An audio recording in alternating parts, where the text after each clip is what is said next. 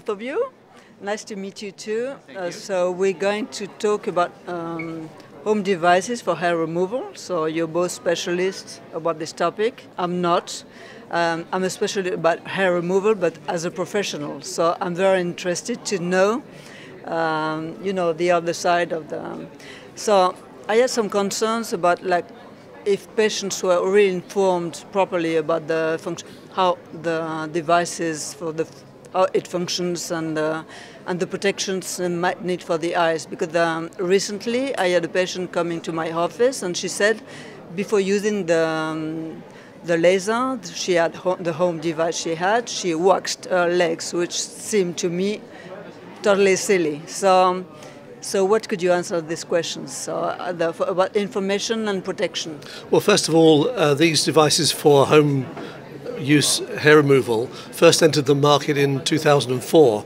So they've been around now for quite a while, and there's been quite a lot of changes in the way in which these devices are marketed, and they now come with more safety features and more information than they did at the beginning. So we're seeing an improvement in a number of areas in terms of informing the patients about it. Unfortunately, where it's a home use device which is available from the internet, for example, you depend very much on the interaction between the marketing company selling the device and the home use purchaser.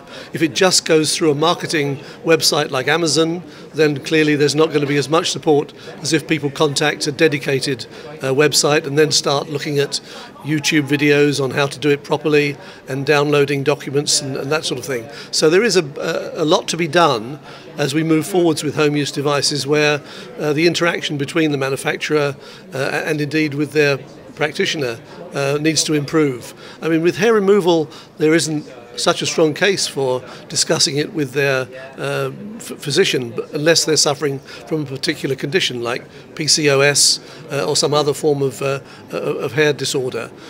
So people will just buy these devices either over the counter, from pharmacies or from department stores, and hopefully they'll follow the advice of some of the people in those stores that give them specific sites to go to educate them about the way to use these products correctly.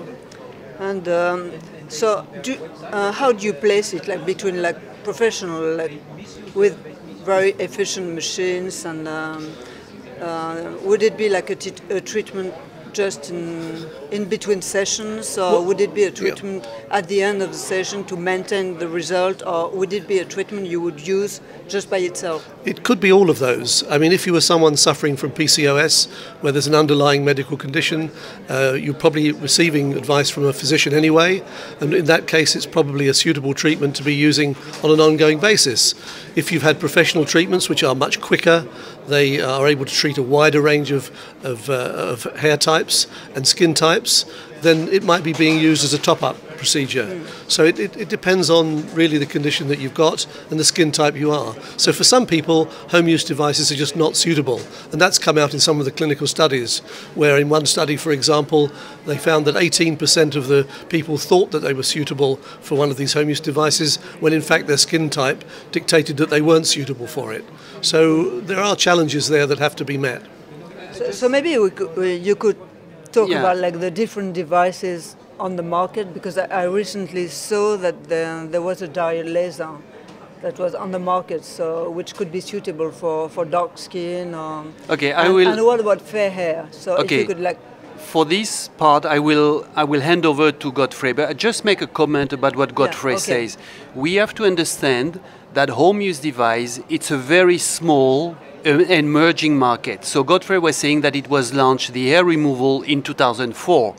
Okay, compared to the cosmetic, which was launched 100 years ago or far before, we have to understand that it is very small. So doctors are not well aware of what is happening for the market. Such congress as this one, where we will have a specific session, is just the beginning of informing doctors of what is happening. So to come back to your question, whether this is a standalone product or a product which can come in combination with a professional laser procedures, I think that will be this is part of the future of those devices, because doctor can do a professional procedures.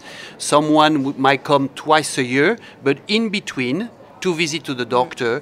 Eventually, the doctor will like to advise to use between 2 visits a device which can be bought in any place on the market. You see? Yeah. Recently, I had this patient I was just talking about, and she came to me and asked me, "Do you think this is something?" So I did the right thing to buy this device.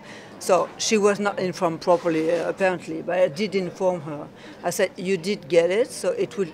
So just use it, but don't watch before you use it, because you won't have any target, so it won't work. But I think it's I don't tell them no, it's not useful. Just get rid of it, and just like and she couldn't afford a treatment with a professional, so. I think if you just feel comfortable with it, so it's not. So I don't refuse or reject anything like new. I think you've just hit on another example of where these devices are appropriate. Yeah. There will be people who simply can't afford professional treatments, which might be the best solution for them.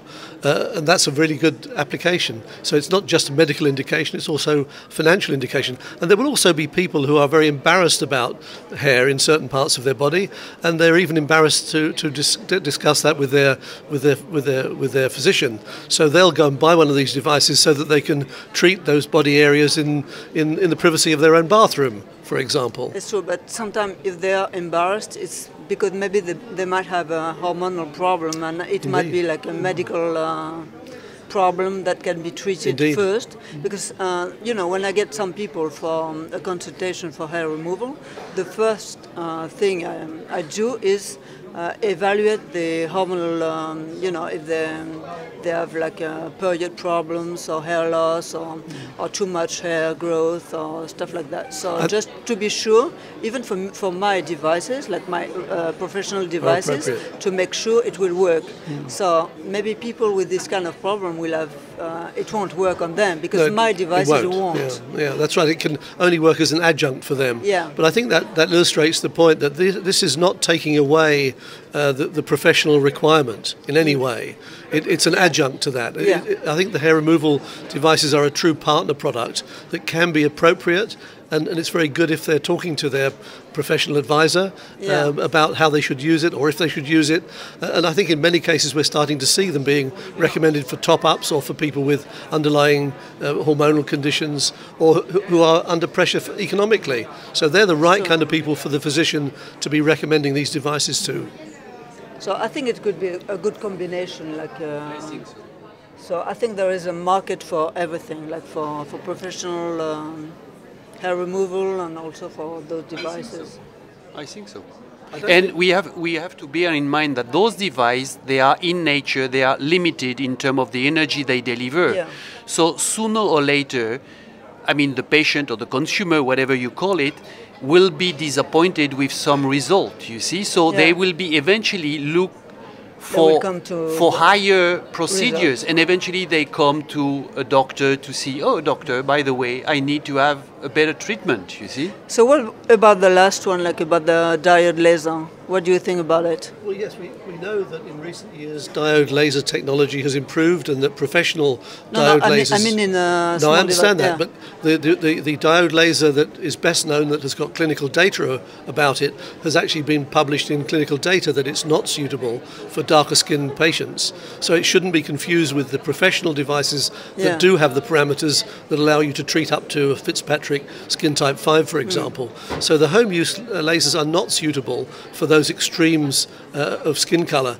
Equally, they may not be appropriate for someone with very light skin and very fair hair, where you need to have professional advice to make sure that you've got enough absorption in the hair for it to be removed by the professional device. So there will be people that the home use devices are not suitable for, and we would like to hope that the manufacturers will educate those people adequately so that they will go and seek advice from their physician where they're not suitable.